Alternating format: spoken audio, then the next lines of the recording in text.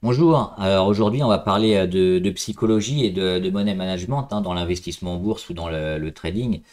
Et on va commencer, alors avant de voir les petites illustrations, on va commencer par les atouts qu'il faut en général pour l'investissement. Donc on a tout d'abord les connaissances, les connaissances que ce soit les connaissances théoriques ou du marché, l'expérience évidemment. Plus on a d'expérience, on va y revenir après, plus ça aide. Euh, on a aussi la psychologie, on n'en parle pas souvent, mais c'est quelque chose d'essentiel dans la gestion d'un portefeuille, la psychologie ou le mental. Et enfin, le money management qui est aussi super important et qui nécessite quand même pas mal d'expérience pour arriver à l'optimiser au mieux. Donc on va revenir déjà sur ces connaissances. Alors les connaissances théoriques, c'est quoi? Ça peut être le fondamental, c'est-à-dire connaître les chiffres d'une entreprise, les ratios, les PER par exemple, ce qu'elle va pouvoir dégager, les perspectives. Donc tout l'aspect fondamental, ça va aider énormément à se positionner sur une entreprise. On a la même chose, mais qui va être dans une unité de temps un peu plus faible, c'est-à-dire qu'on va avoir plus une connaissance du marché à chaud et de l'actualité, ce qui va nous permettre de suivre un peu les tendances. Donc ça aussi, c'est une aide super importante. Dans les connaissances théoriques, il y a également aussi tout ce qui est analyse technique qu'on fait ici souvent, donc la capacité à faire des analyses techniques. On a l'expérience. Alors l'expérience, c'est quoi? C'est tout le temps qu'on a passé déjà à observer les marchés et puis à prendre position et à se retirer. Et ça permet de voir des schémas qui se répètent, connaître aussi la saisonnalité, mais aussi comprendre au mieux le fonctionnement de la vie d'une action. Parce que quand on débute, c'est vrai qu'on est un peu surpris des fois et on se demande pourquoi cette action monte, pourquoi cette action baisse, alors que ça devrait être plutôt l'inverse sur ce qui a été annoncé, mais au fur et à mesure, on comprend vraiment ce qui va déterminer un peu les hausses et les baisses, les vagues, et des fois les sous-vagues aussi à l'intérieur des grandes vagues et des grandes tendances d'une action. Donc c'est ça aussi, avoir pas mal d'années d'expérience derrière, ça permet de comprendre au mieux le marché. Enfin, on a la psychologie et le mental. C'est quoi? C'est comment on se comporte face au marché, face à son portefeuille, comment on rentre, comment on sort, est-ce qu'on tient ou pas. Donc c'est tout ça qu'on va voir aussi et qui est très important pour déterminer la performance. Et enfin, le money management, c'est la capacité à, à gérer au mieux son portefeuille et à s'investir plus ou moins sur certaines valeurs selon le temps généralement. Alors on va regarder un peu les petites illustrations. Je voulais parler de l'effet Dunning-Kruger. Alors c'est une étude qui, alors pour certains, est pas totalement exacte. Moi, j'aime beaucoup quand même cette étude qui date des années 90, je crois, c'est fin 90. Et ça montre quoi? On va y revenir après, mais en gros, ça montre un peu le fait de se surévaluer quand on a assez peu de compétences, et à l'inverse, le fait de se sous-évaluer quand on a finalement beaucoup de compétences. Donc on va le voir ici sur ce graphe. En bas, vous avez en fait le niveau de compétence, donc débutant quand vous y connaissez rien. Alors, c'est une étude qui porte pas sur la bourse, mais c'est sur tous les domaines en général. Donc c'est ça qui est intéressant. C'est pas forcément sur la bourse et l'investissement, le trading, mais ça peut convenir à beaucoup de domaines.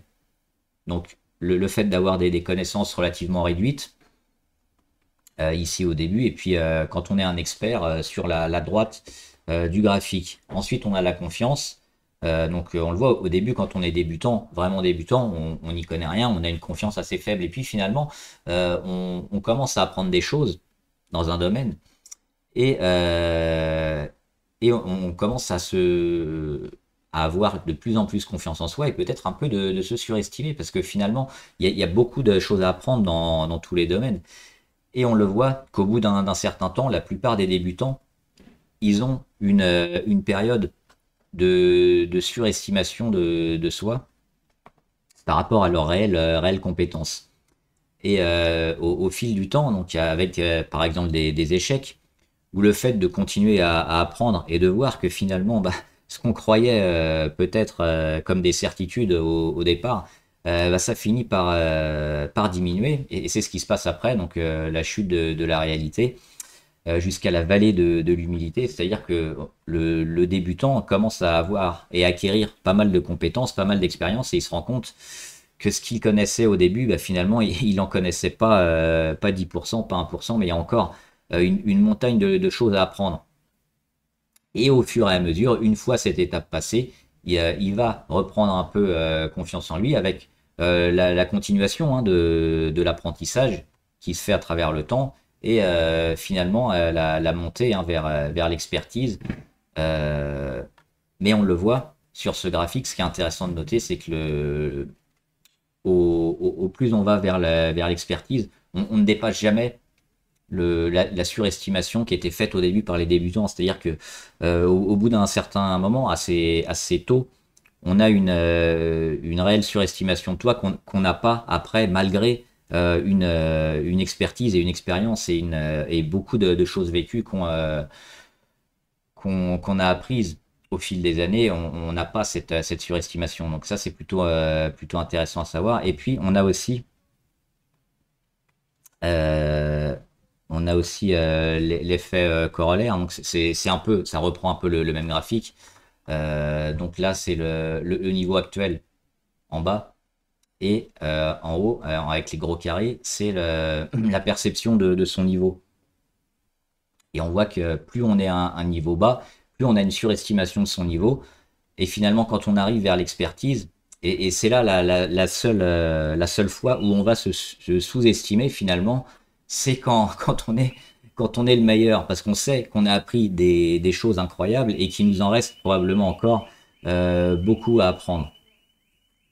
Donc ça, c'est aussi super intéressant à voir, cette capacité à se surestimer et à se sous-estimer selon le niveau.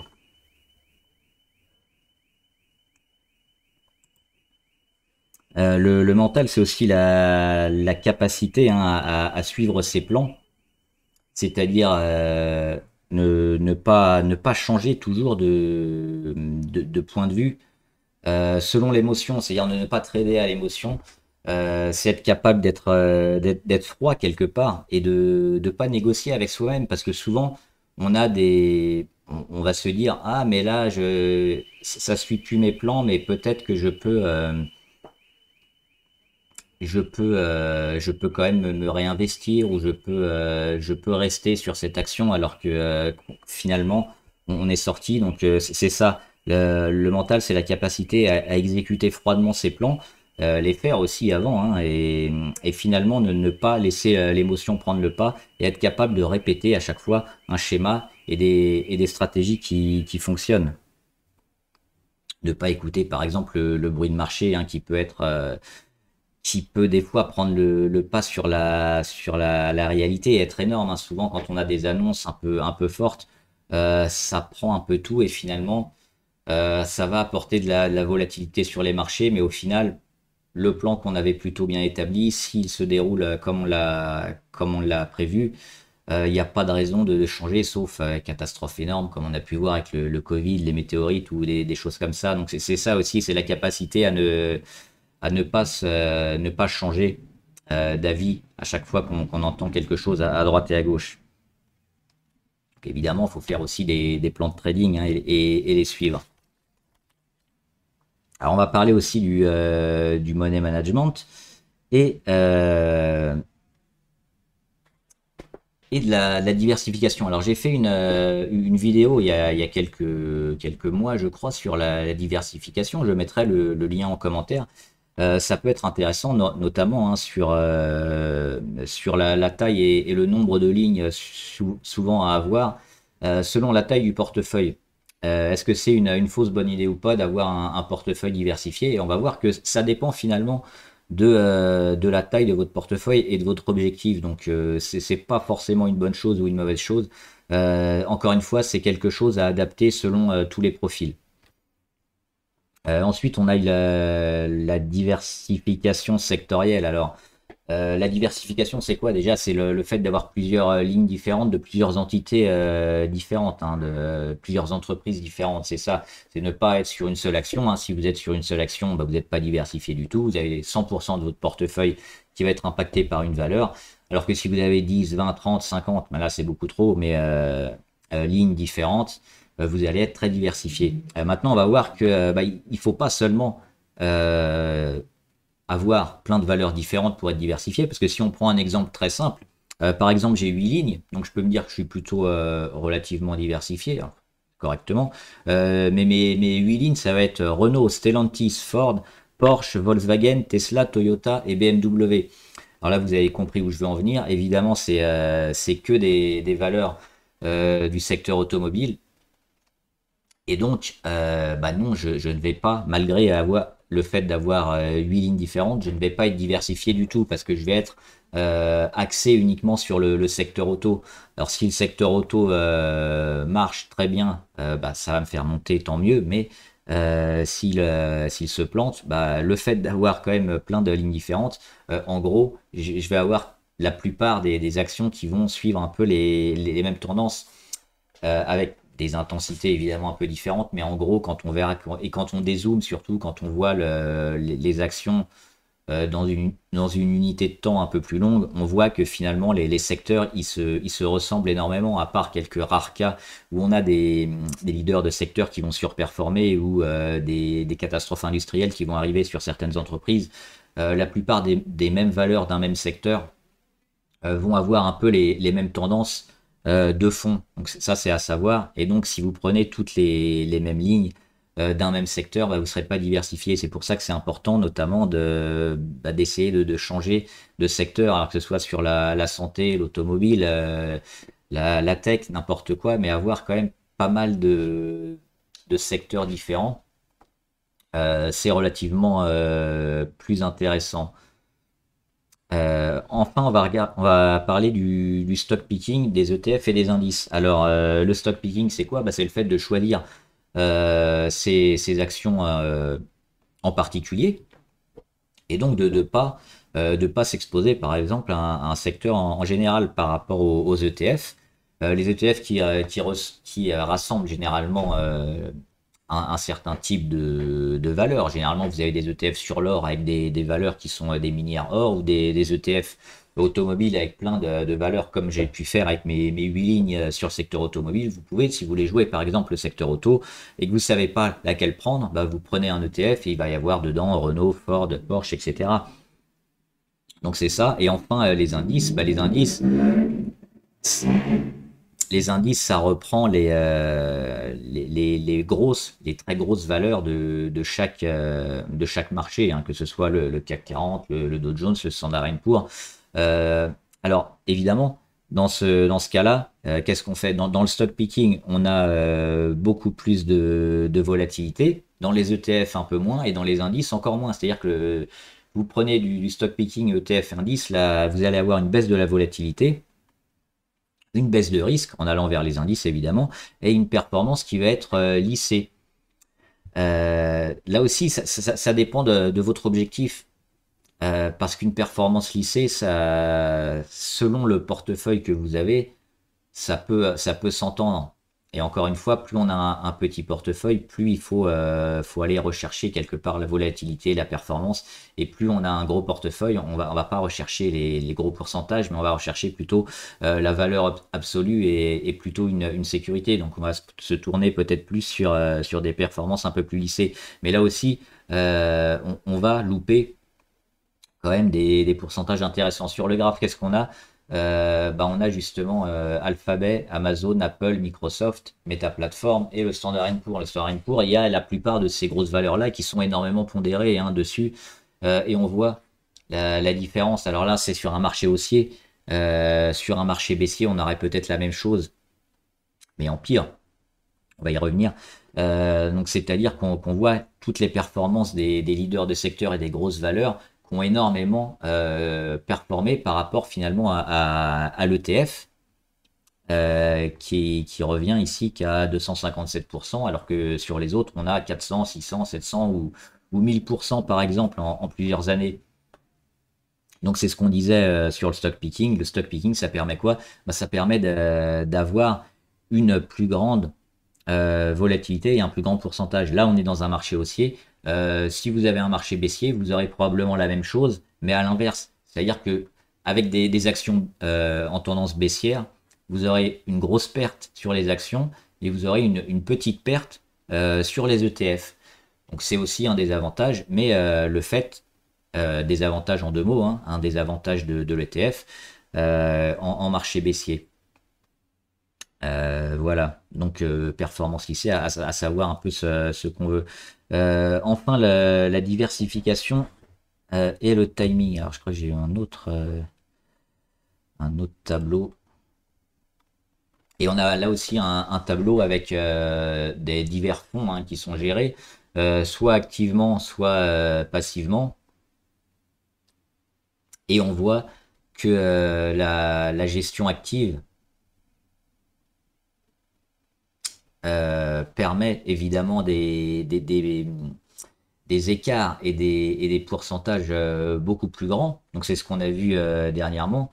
On le voit, on gagne beaucoup plus en marché haussier, mais c'est pareil, on a des années où finalement on va peut-être perdre beaucoup plus. Alors que sur une gestion passive, on va finalement gagner peut-être un peu moins lors des bonnes années, mais lors des mauvaises, on va éviter des catastrophes. La diversification et le timing. C'est la capacité aussi d'accompagner les tendances. Donc ça peut être sur ce qu'on a vu avec le stock picking.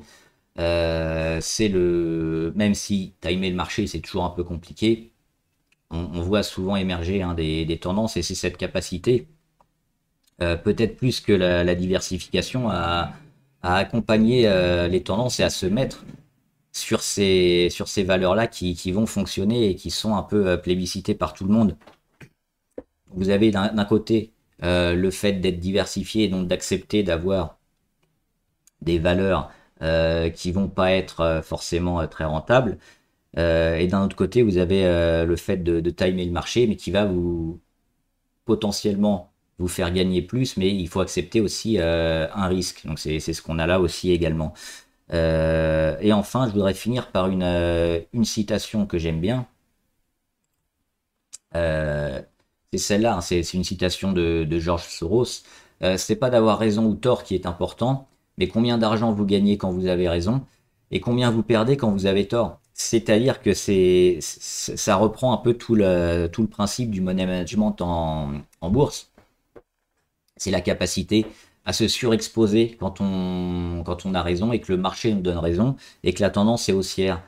Et dans le même temps, c'est la capacité à perdre un minimum et à protéger le capital quand la tendance est défavorable et en train de descendre.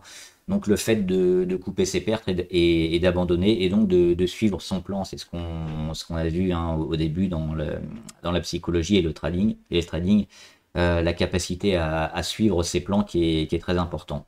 Voilà, j'espère que la vidéo vous a aidé. Dites-moi ce que vous en pensez en commentaire et on en discutera. Bon trade, à plus!